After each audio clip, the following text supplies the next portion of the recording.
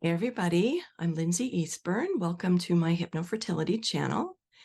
Today, what I want to talk with you about is something that I call toxic positivity.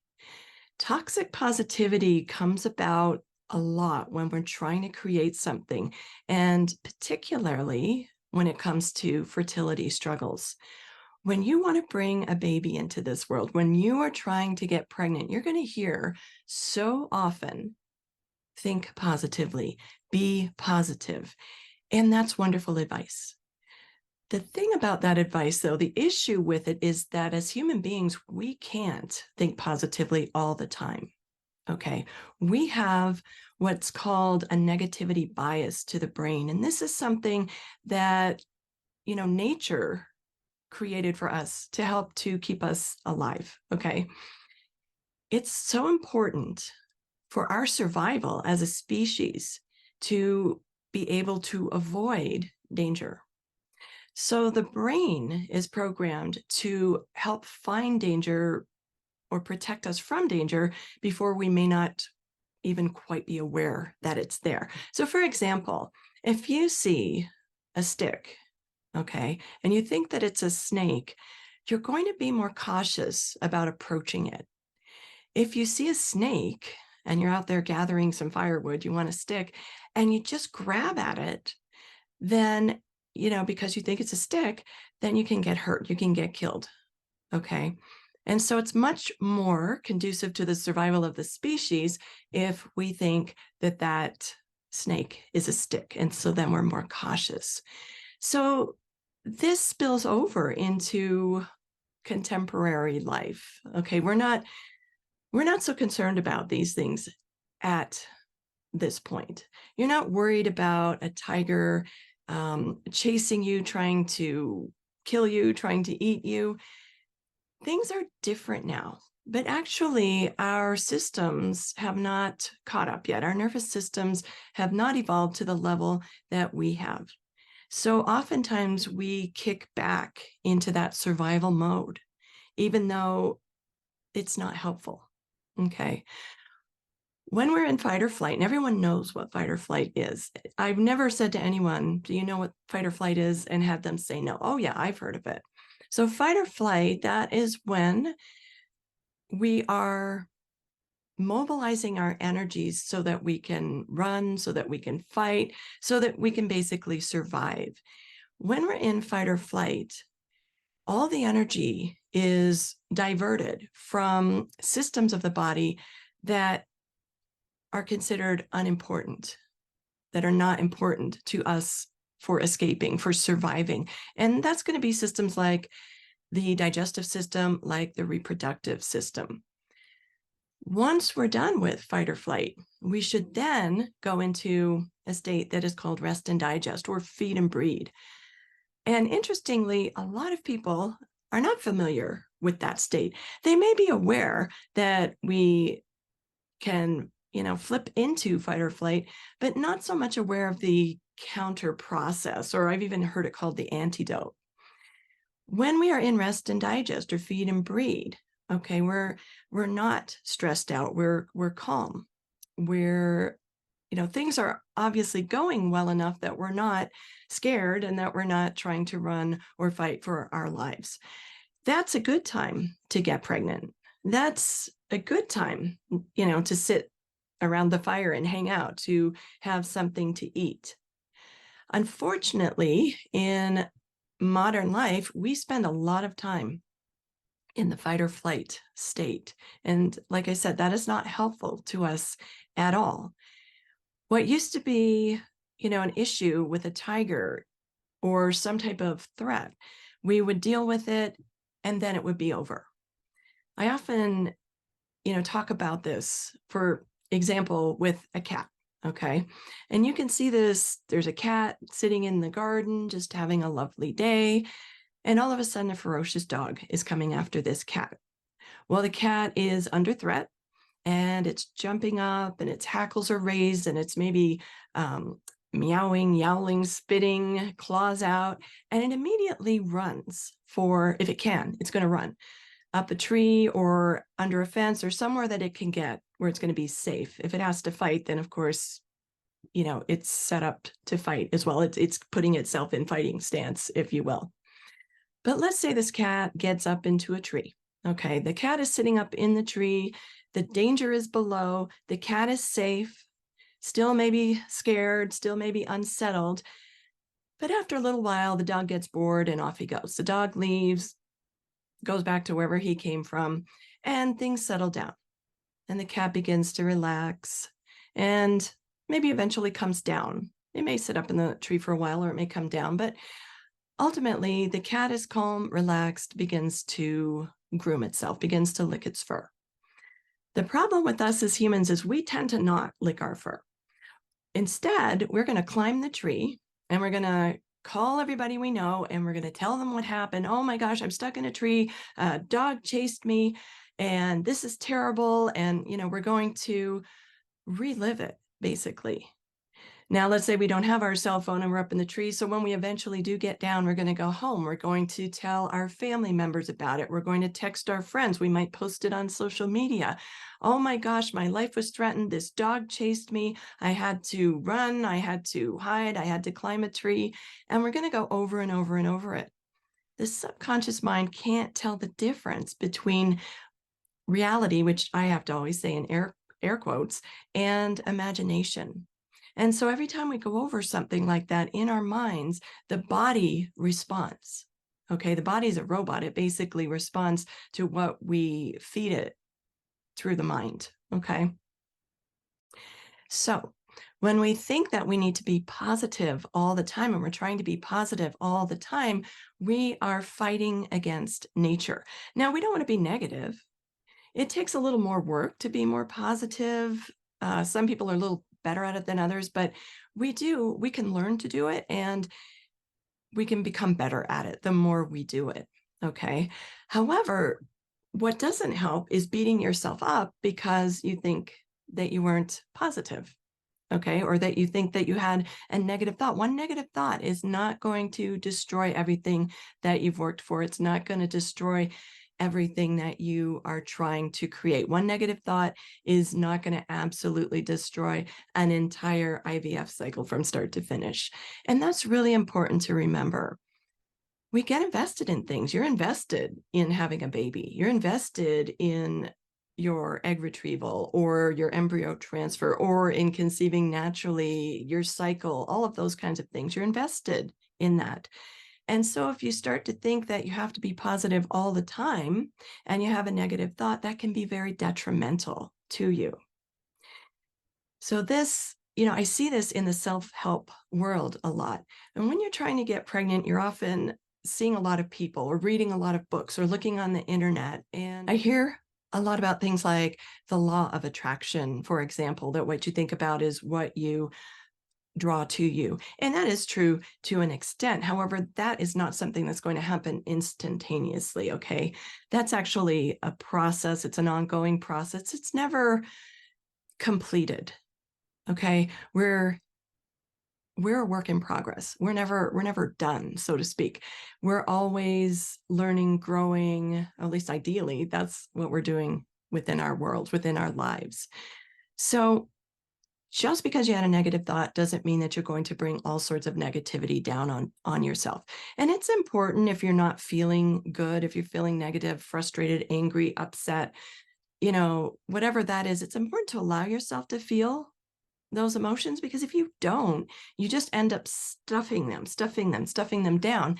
And that's going to cause you more difficulty. It's going to cause you stress. In stress, you're going to be in that fight or flight response. In that fight or flight response, that's not conducive to what it is that you want to create. It's not conducive to getting pregnant. So it's more effective. It's better for you to allow yourself to feel down, to feel some anger, some frustration, some envy, whatever it is. It's just that you don't want to stay there. But to allow yourself to be there, you just don't want to stay there. There's a technique that you can use. It's very powerful. It's a cognitive behavioral therapy technique. It's a thought-stopping technique. I call it the cancel technique. And basically what you're going to do with this technique, this is something you can do right now. Okay, you can do it anytime. You can do it in your mind, or you can do it outward, okay, physically. So let's say you're having a negative thought. I'm afraid that this whole thing is going to fail, or this just doesn't look good, or whatever it's going to be. And you catch yourself. So you are going to monitor your thoughts. You catch yourself. And then what you're going to do is you're going to imagine drawing an X through this thought. So you can do it in your mind, cancel, draw an X through the thought, or you can cancel, and literally make the physical movement. Okay. You can also use erase if you like to imagine, whiteboard or blackboard kind of erase. If you like, computers, you want to use delete, you can imagine that in your mind. And it doesn't matter if you do it outwardly or if you think it. Okay. Cancel, that's going to stop that thought in its tracks. Then there's a follow-up piece. What you're going to need to do is think then or put in a positive thought, something that you do want to create. Okay.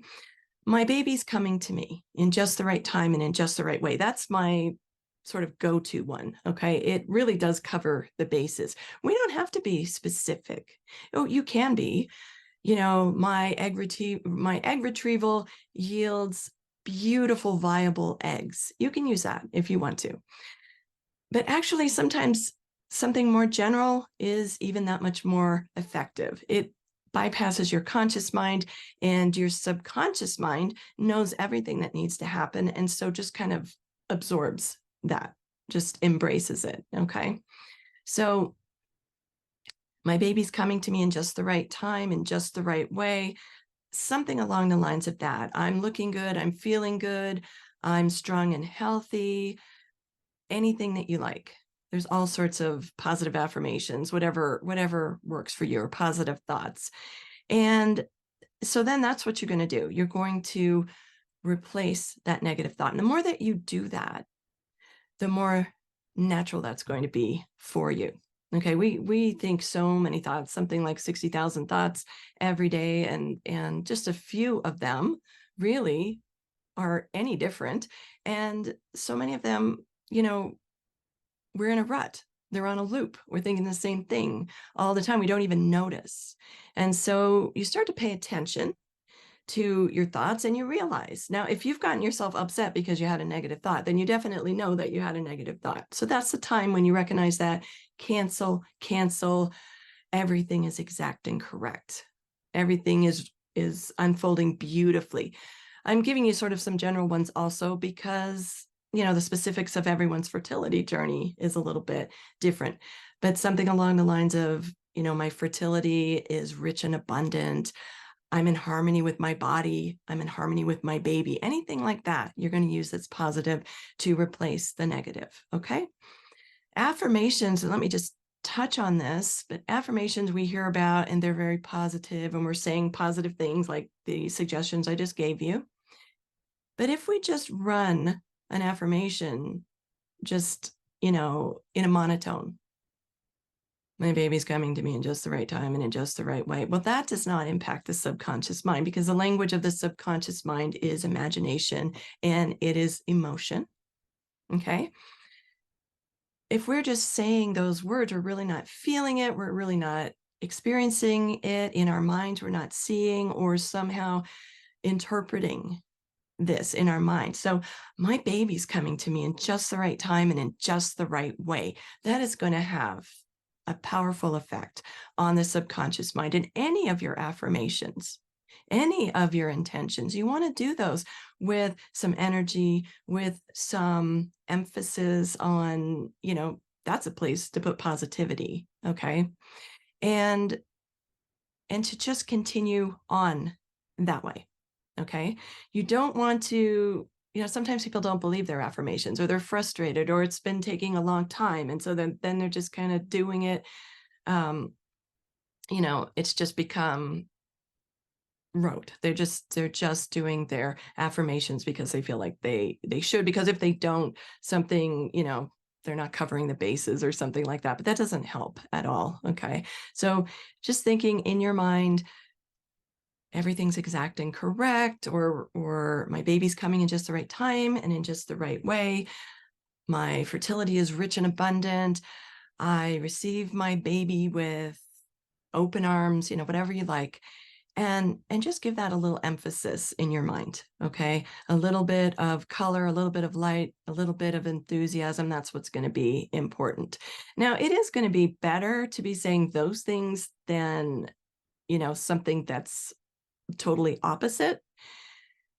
At least if those are running through your head, that's going to be a little bit better. That's going to be a step up from running a program of I'm no good, I'm broken, I'm never going to have my baby, this is not going to happen for me, it's not fair, God hates me, or whatever those other things are. So we do want to cancel those out. Cancel, okay?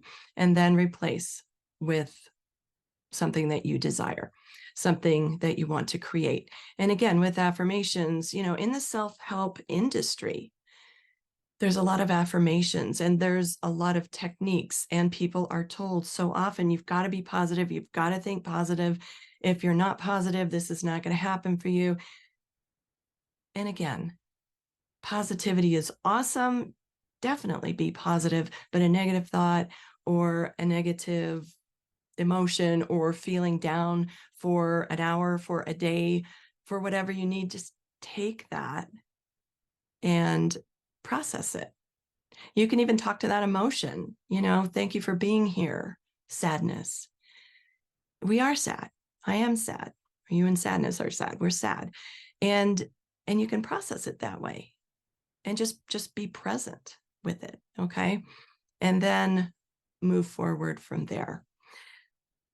This is what's so important, that I feel is so important for me to emphasize to you, because your thoughts will create your reality. You just have to be aware that it's not that cut and dried. It is not instantaneous. It is a process, and it is something that you're learning, and it is something that changes within you. I've been doing hypnosis. I've been in the healing arts for 30 years. I've changed a lot in that time. One of the things that I noticed with myself is like so-called road rage. I didn't get, totally enraged, but I would get annoyed if somebody cut me off and or they, did something rude or whatever the case was, or whatever it was. I would get annoyed. I would get angry. I would feel that little adrenaline rush, and that's that fight or flight. Okay. And now it just doesn't bother me. Now, I don't want somebody to cut me off. I don't want somebody to almost hit me. However, if that happens, I'm able to just not shift that way. Now, if it's a really, really close call, of course, I'm going to jump or I'm going to react, but not in a way that infuriates me, not in a way that, where people get absolutely enraged and they chase somebody down. I tend to look at it more as, let's give somebody the benefit of the doubt. And that's not even in that instant. It's overall, it's a way of looking at things. Maybe they didn't mean it. They probably didn't mean it. It wasn't intentional. It's not personal. And a lot of times we can take so many things personally, and then that is another thing that's going to drive us into fight or flight. So with our cat comes down from the tree, licks his fur, and goes about his life. It's done. It's over.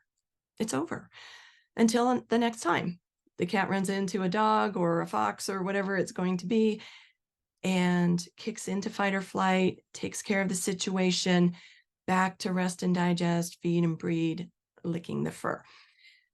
That's what we have to remember. Every time we repeat something, every time we go over it in our minds, every time we tell someone about it, every time that happens, we relive it. And again, the subconscious doesn't differentiate between reality and imagination. And so it is responding, and your body will respond. And this is how we end up in fight or flight so much more than we should be. Because the traffic becomes the tiger, the boss, the working hours, the constant emails, the social media, the noise, that puts us in a state of, well, fight or flight. a state of concern, a state of stress. It's not conducive to peace, okay? It's not conducive to relaxation, and that's not conducive to positivity either.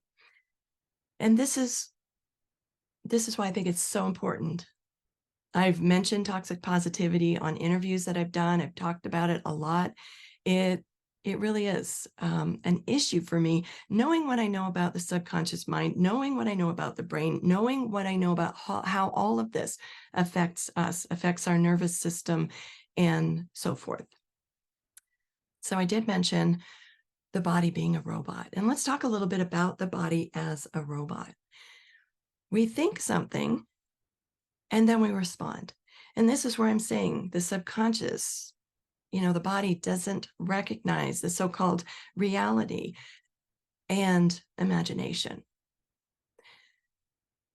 So someone tells you a ghost story, for example, a really scary story, and you can start to get nervous, okay? And you'll start to respond.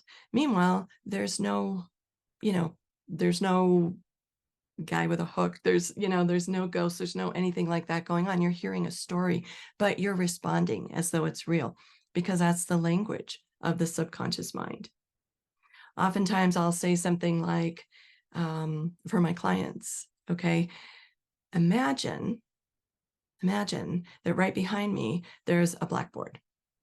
And I just went to the nail salon and I just got these, long nails, whatever, 2-inch nails. I definitely never do that, but let's imagine that I did. And then I just go ahead and behind me, scratch that blackboard.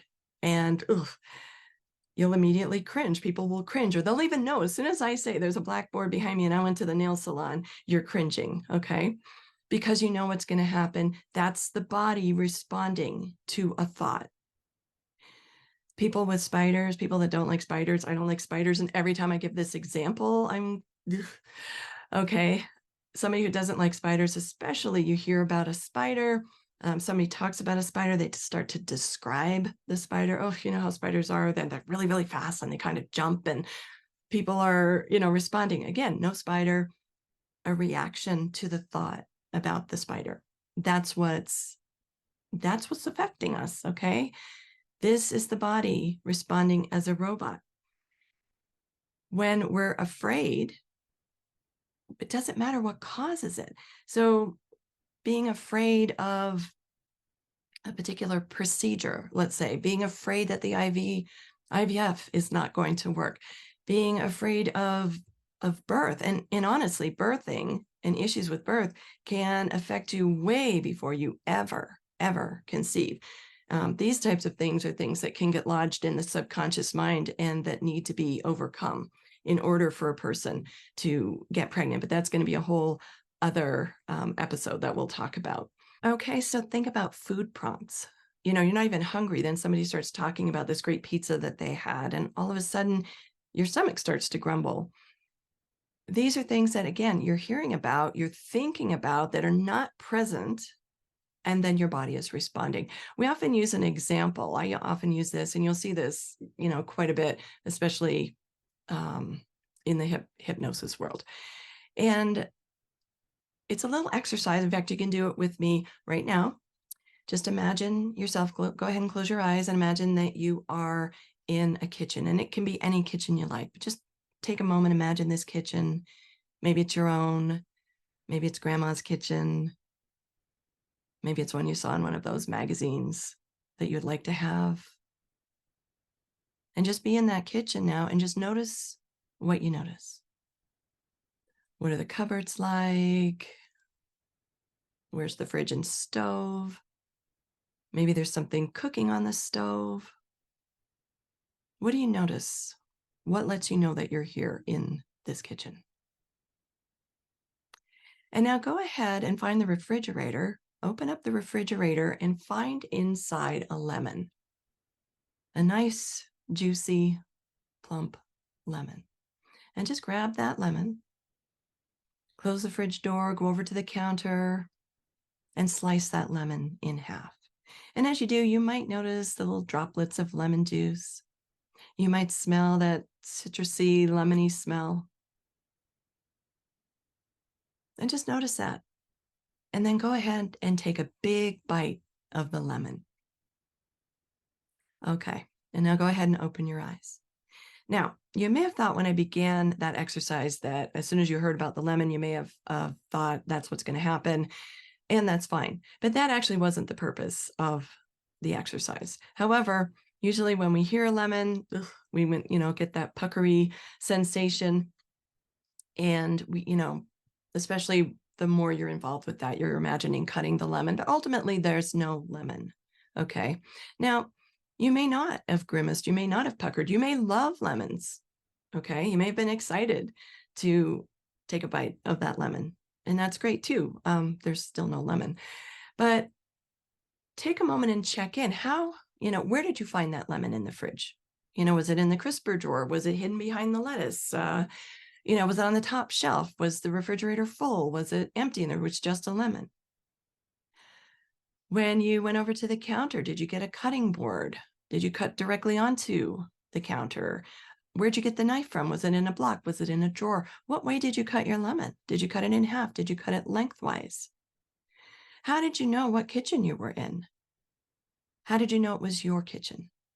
Maybe you saw that you were in your kitchen. Maybe you heard some sounds that reminded you of your kitchen. Maybe you were in grandma's kitchen years ago and you could hear the radio, and you could smell the cookies, and you could hear grandma and grandpa talking. Whatever it might be, notice how you knew how you were in that kitchen and what kitchen it was that you were in. And become aware that this actually lets you know something else besides the body being a robot and responding to thoughts physically. It also shows you how you process information. Okay. This is another thing that I talk about with hypnosis itself, because people tend to think you have to be visual in order to be hypnotized or to do a guided meditation. And as soon as someone says the word see, the person gives up. Well, I can't see the beach. I can't see whatever it is that they're talking about. And so this isn't working for me. But the language of the subconscious mind is imagination. And it's able to process that in various ways. So it might be through sound. It might, you might be, let's say you're at the beach. So you might be, even though you can't see that you're at the beach, and if someone is saying to you, see that you're at the beach and see the ocean and see the sky, it's going to be frustrating if you can't see it. But you can imagine that you can. Okay. Now, you might also know that you're at the beach because you can hear the waves. You can hear the seagulls.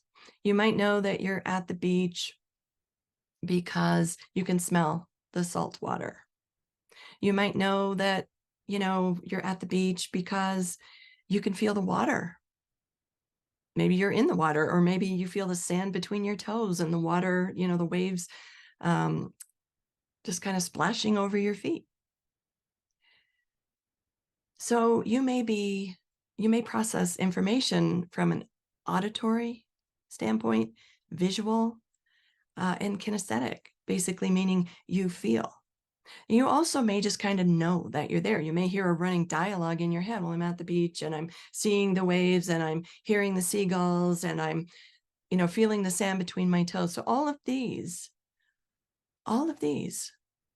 are correct ways to process information. Okay. So you may have heard of, there's a book called The Language of Love. And I know people have talked a lot about that. I'm not going to get into that, but if you're familiar with it, it'll make sense to you from that standpoint as well. But when we speak to someone, if I'm visual, I'm probably going to say things from a visual standpoint. Oh, look at that. Oh my gosh, that's amazing. Look how brilliant that is, how beautiful that is, how colorful that is. Look at the red, apple, whatever it is. And I'm going to speak that way. And that's how I'm likely going to communicate. That's how things are going to run through my mind. But if you're more auditory, then you're going to talk more along the lines of, I hear you. Okay. Things like that. You're going to be receptive in a way that is going to not be so visual. I feel, yeah. Oh my gosh, I feel for you. that kind of thing. That's going to be more kinesthetic. You might even feel something, in your body as you're communicating or receiving communication. Okay. Or I get it. You're relating on some level. I get it. And that may be that sense of knowing or that sense of relating in such a way. Okay. So not everyone's visual. A lot of people are visual. I think it's something like 75%, but we usually have a primary and a secondary way of processing information. And we do use all the senses, but the world is, like I say, probably 75% visual. And so it's sort of set up for visual. And so oftentimes, if you're not visual to that level, it may be a little bit frustrating for you. And that's doing meditation, that's doing hypnosis or, imagination, trying to create something in your imagination, trying to imagine something with your affirmations. This is why it's so important to know that you don't have to see it. Just experience it in your mind, whatever way is right for you. Okay. So just a quick review. The cancel technique, okay, toxic positivity. If we catch ourselves in negative thoughts, cancel, and then replace with a positive thought. I can reinforce this for you in hypnosis. When I work with people, I will do that for them in hypnosis. You'll sometimes hear it in, some of the pieces that I do. And then also you can do it yourself. I give it some oomph, cancel. One of my clients, once upon a time, she said she uses the 3 X's from the Family Feud. She uses those 3 red X's and the buzz sound, and that, kicks that thought out. And then you're replacing it. If you're doing affirmations, giving them a little bit of enthusiasm, some emotion, okay? And however you process information, however you express your emotion, okay? In your mind, seeing it, hearing it, sensing it, feeling it, experiencing it in whatever way. Okay. The fight or flight, remembering the cat, giving yourself permission to experience what you need to experience, and then not dwell on it, not continue to talk about it, not tell everybody about it, not be angry about it, not post it on social media, that kind of thing. It happened, okay? And you might be stressed about it. You might need to discuss it. It depends what it is, okay? So, some things are definitely more complex than others, but not dwelling on things, especially somebody cutting you off in traffic, especially somebody being rude to you, maybe at your care provider's office, things like that. Being able to cancel that out and not continue to dwell on it.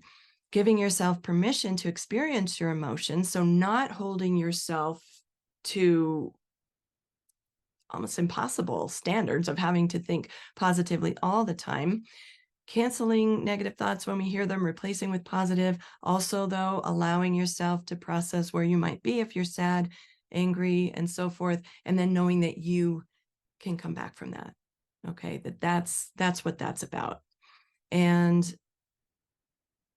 being able to apply all of this to whatever modalities you might be doing, to whatever books you might be reading, to whatever shows you might be watching or podcasts you're listening to, or any type of modality that you might be doing, and what any practitioner says to you. All right. Thank you so much for being here, and have a wonderful, wonderful day. I'll see you soon.